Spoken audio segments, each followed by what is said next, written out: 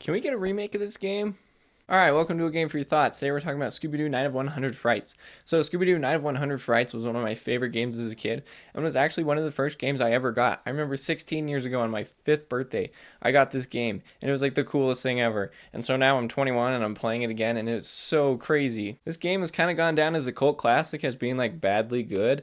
It's so bad it's good, and also it's so good it's bad. And so there's just lots to talk about, so let's dive right in. So, Scooby-Doo Night of 100 Frights starts with the gang meeting up with Daphne's cousin Holly, as she's invited them over to her mansion to help solve a mystery. Holly's uncle, who's an inventor, has disappeared, and this monster called the Mastermind has popped up, and some have also lots of monsters from Scooby-Doo's past. They've all popped up around this mansion, and so it's up to the gang to figure it out until they all disappear. And then it's up to Scooby-Doo to find the gang and figure out what's going on, in the meanwhile collecting the Scooby snacks and exploring this mansion. The story of Scooby-Doo Night of 100 Frights isn't the best and most unique Scooby-Doo experience, but even the writing isn't that good either, and it's okay. It's just super cheesy, and it kind of knows what it is. It laughs at itself, and I appreciate that. But it's still, like, the story-wise, it's another Scooby-Doo adventure. This one doesn't really stick out when I think of classic Scooby-Doo adventures. A lot of the time when I'm playing around, I almost forget that I'm solving a mystery. Just the way that the gameplay is set up, you almost just kind of, the mystery takes a back seat. And that's just fine. And in the end, they try to sum it all up, but it still doesn't really make a whole lot of sense, and it's still kind of confusing. So don't go into this game thinking it's going to be the best Scooby-Doo experience ever. There's far more better Scooby-Doo stories to be told.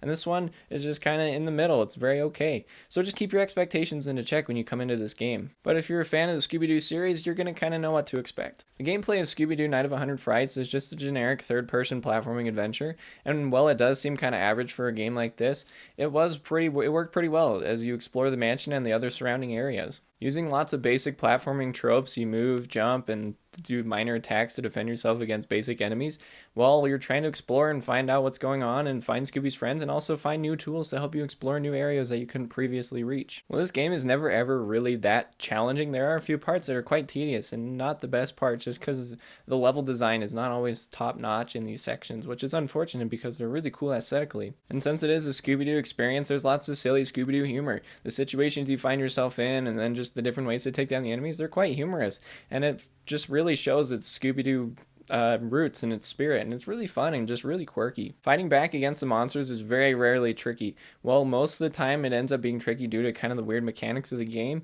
The combat itself is not very difficult. And don't forget to collect as many Scooby snacks as possible. You're gonna need them, and you can always come back and find the ones that you don't have access to until you find the right tools, which I thought was actually pretty neat. The graphics don't hold up very well at all. The character models are really wacky and very blocky, and sometimes the backgrounds are kind of fuzzy and just look very plain and just very generic.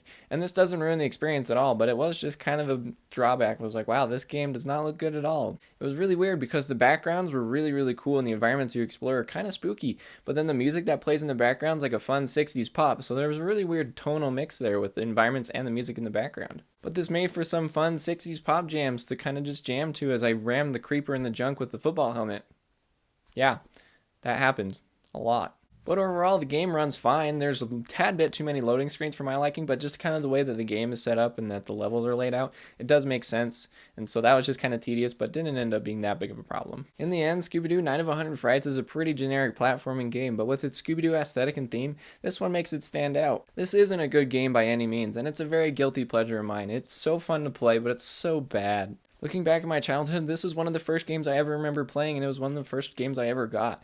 And so describing this game as badly good is the best way to put it. It's so bad it's good, but it's so good that it's bad. I don't know how to describe it, but if you're looking for a fun, generic platforming experience or just a fun Scooby-Doo game, I would recommend checking out Scooby-Doo Night of 100 Frights. So, thanks for watching my review for Scooby-Doo Night of 100 Frights. I hope you enjoyed it. And I hope you enjoyed this game as much as I do. And also, I hope you think that this game needs a remake. We should get this going. I want a remake of this game.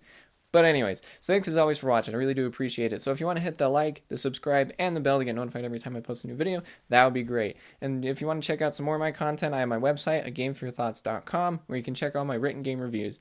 And also, if you want to check me out on Twitch, where I'm streaming pretty constantly, I'm at twitch.tv/agameforyourthoughts. So head over and check that out. So thanks as always for watching, guys. I really do appreciate it. And we'll catch you guys next time on my next Quickie or review or whatever's going on. I don't really know. Death Stranding's coming up, so that's cool. Look forward to that. So we'll catch you guys next time on A Game for Your Thoughts. Thanks for watching.